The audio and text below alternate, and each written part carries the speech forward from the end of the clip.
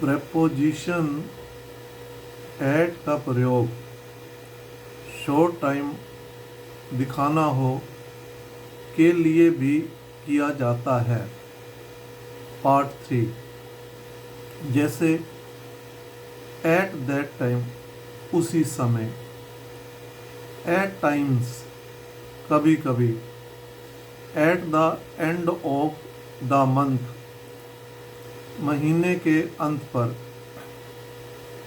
Eight the weekend. अब British वाली English Bharat में प्रयोग की जाती है, एट द वीकेंड कहते हैं, लेकिन अमेरिका में ऑन द वीकेंड कहते हैं।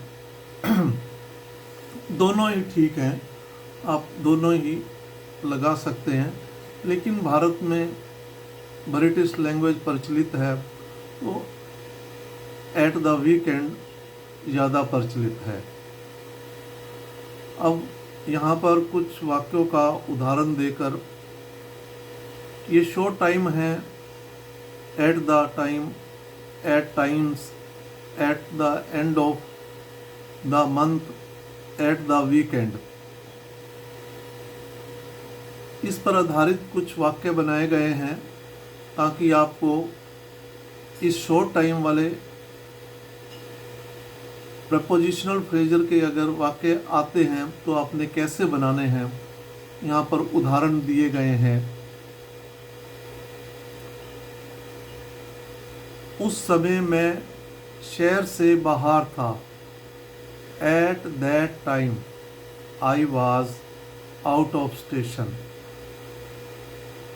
उस समय हम इस बारे में बात कर सकते हैं कि क्या करना है।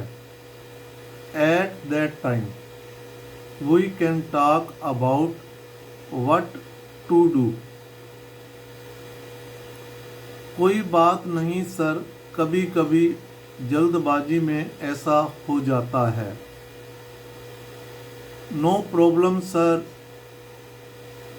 Eight times. At times mean कभी कभी। इट हैपन्स इन हरी, कभी कभी जल्दबाजी में ऐसा हो जाता है। इस प्रकार at that time, at times, ये शॉर्ट पीरियड के समय वाले प्रपोजिशनल फ्रेज हैं।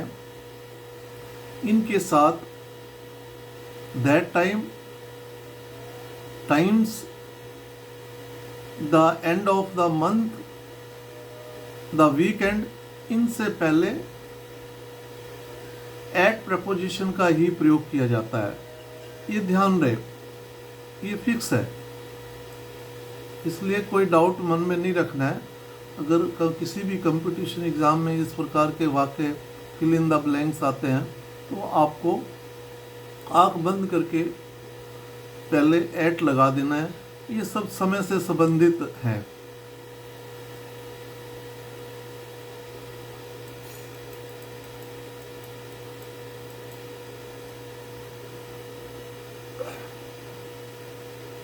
मैं आपको महीने के अंत में रिपोर्ट भेजूंगा। I will send you the report eight the end of the month. मैं इस महीने के अंत में वापस आऊँगा। I will come back at the end of this month. इस महीने के अंत में मेरी परीक्षा है। I have an exam at the end of the month. यह परियोजना इस महीने के अंत तक पूरी हो जाएगी। The project will be completed at the end of the month. Will be completed, ये फ्यूचर इंडेफिनिट टेंस का पैसिव वॉइस बनाया गया है, क्योंकि योजना को तो पूरा किसी और के थ्रू किया जाएगा। बाई जो सब्जेक्ट का ऑब्जेक्ट बन जाता है तो वो ज़रूरी उसको शो करना यहाँ ज़रूरी नहीं है। ये पैसिव वॉइस है फ्यूचर इंडेफिनिट टेंस का। यह परियोजना इस महीने के अंत तक पूरी हो जाएगी। The project will be completed eight the end of the month.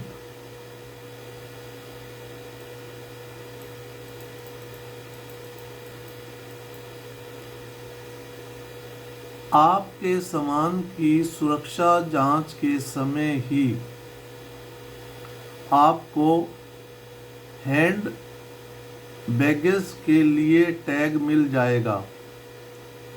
At the security check of your luggage itself you will find the tag for the hand baggage।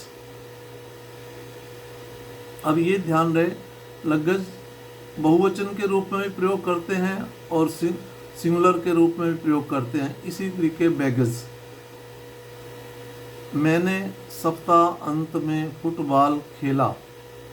I played football eight the weekend. British में eight the weekend कहेंगे, I played football on the weekend. ये America English है। तो दोनों ठीक है, अगर आप एट भी लगा देंगे तो गलत नहीं होगा। अमेरिका में ये अमेरिका वाली इंग्लिश में ऑन लगाते हैं बस। हमारे इंडिया में ब्रिटिश लैंग्वेज ज़्यादा यूज़ की जाती है। मैं सप्ताह अंत में घर गया। I went home at the weekend. वह सप्ताह के दिनों में जल्दी उठता है। He gets up early on week days. अब यहाँ पर हमने ऑन प्रपोजिशन का प्रयोग किया है।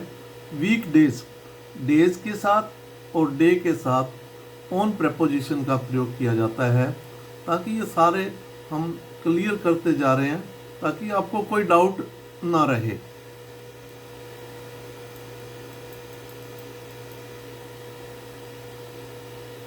मैं आम तौर पर सप्ताह अंत में काम नहीं करता हूँ। I do not usually work at the weekend. मैं सप्ताह अंत में कभी कार्यालय नहीं जाता। I never go to office at the weekend.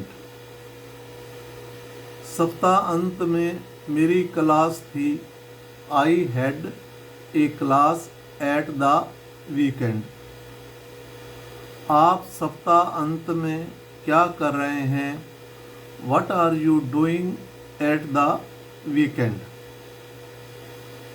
क्या आप सप्ताह अंत में कुछ विशेष कर रहे हैं? Are you doing anything special at the weekend?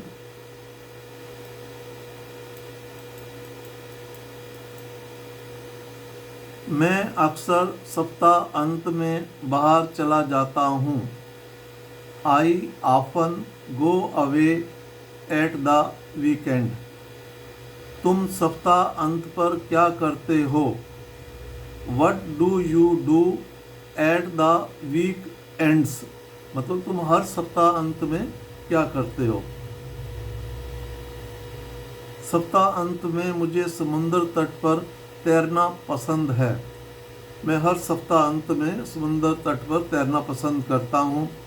Eight week ends, यहाँ पर हम एस लगाएंगे क्योंकि हर सप्ताह अंत में।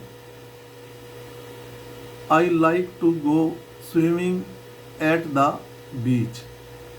हम सप्ताह अंत में क्लब भी जाते हैं। भाई हर सप्ताह अंत में हम क्लब भी जाते हैं। We also go to the club at the week ends. यहाँ पर वीक एंड्स मीन हर सप्ताह के अंत में हम क्लब भी जाते हैं। कहने का भाव यह है, जब हम वीक एंड्स कहेंगे तो हर सप्ताह में एस लगा दिया, वो बहुवचन बन गया। कहने का भाव है कि हर सप्ताह अंत में। तो इस प्रकार हमने आपको क्लॉक टाइम पे आधारित एट प्रपोजिशन बताई, फिर उसके बाद मील टाइम्स मतलब breakfast time, lunch time, dinner time, super time, ये भी सब समय से संबंधित है। इसके साथ एट प्रपोजिशन का प्रयोग बताया। फिर शॉर्ट टाइम के लिए at the same time, at the moment, at this time, at that time, at times, at the weekend, at the end of the month, ये सभी प्रपोजिशनल फ्रेज हैं जिनके साथ एट का प्रयोग किया जाता है, क्योंकि ये समय को प्रभावित करते हैं। तो समय के लिए तो एक सीधी सी बात है, एट प्रपोजिशन का प्रयोग किया जाता है। तो इसमें किसी प्रकार की कोई त्रुटि है तो कृपया कमेंट्स करें। और आपसे नम्र निवेदन है, अपने जान पहचान के जो 6 क्लास से 12 तक पढ़ते हैं बच्चे, जो दूर दराज ग्रामीण इलाकों में रहते हैं, वो बच्चे बहुत इंटेलिजेंट होते हैं लेकिन वो सुविधा से वंचित होते हैं। तो आपसे नम्र निवेदन है, उनको शेयर जरूर करें ताकि वे इसका लाभ उठा के इस प्रकार के वाक्य आसानी से बना सके। जय हिंद।